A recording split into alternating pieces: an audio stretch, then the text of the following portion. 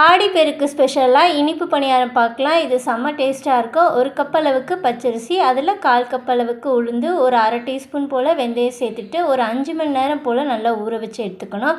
ஒரு 2, 3 வாட்டி போல் நல்லா கழுவிட்டு நல்லா ஒரு 5 மணி நேரத்துக்கு ஊற வச்சிங்கன்னா நல்லா ஊறிடும். இப்போ மிக்ஸி ஜாரில் சேர்த்துட்டு கொஞ்சமாக உப்பு சேர்த்துட்டு கொஞ்சம் நல்லா திக்காகவே அரைச்சி எடுத்துக்கணும் இந்த மாதிரி.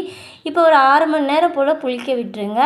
இந்த மாதிரி நல்லா பொங்கி புளிச்சு வரணும். இப்போ நம்ம எந்த கப்பில் பச்சரிசி எடுத்தோமோ அந்த கப்பில் 3/4 கப் அளவுக்கு வெல்லம் எடுத்தால் சரியாக இருக்கும். 1/4 கப் அளவுக்கு தண்ணி சேர்த்துட்டு சுக்கு பவுடர், ஏலக்காய் பவுடர் சேர்த்துட்டு நல்லா இந்த மாதிரி நுரைச்சி வந்ததுமே நம்ம வடிகட்டி அந்த மாவில் சேர்த்துட்டு நல்லா கரைச்சி எடுத்துக்கோங்க. கொஞ்சம் கூட கட்டி இல்லாமல் நல்லா நைஸாக கரைச்சி தனியாக எடுத்து வச்சுக்கோங்க. இப்போ பணியார சட்டியில் நெய்க்கு பதிலாக எண்ணெய் கூட சேர்த்துக்கலாம். நெய் ஊற்றி செய்யும் போது டேஸ்ட் ரொம்ப நல்லாயிருக்கும். இப்போ நம்ம கலந்து வச்சுருக்கிறது எல்லாத்தையும் ஒரு குழி பணியாரத்தில் ஊற்றிட்டு தட்டு போட்டு லோ ஃப்ளேமில் வச்சுக்கோங்க. ஒரு 2 மினிட்ஸ் கழித்து திருப்பி விட்டிங்கன்னா நல்லா சூப்பராக ஒட்டாமல் அழகாக பந்து பந்தாக வரும். இதே மாதிரி நம்ம எல்லாத்தையும் செஞ்சு எடுத்துக்கலாம். மேலே கொஞ்சமாக நெய் அப்ளை பண்ணிக்கோங்க. 2, 3 வாட்டி போல் திருப்பி விட்டிங்கனாலே போதும். நல்ல சூப்பரான இனிப்பு பணியாரம் ரெடி ஆயிடுச்சு. இதே மாதிரி எல்லாத்தையும் சுட்டு எடுத்துக்க வேண்டியதான்.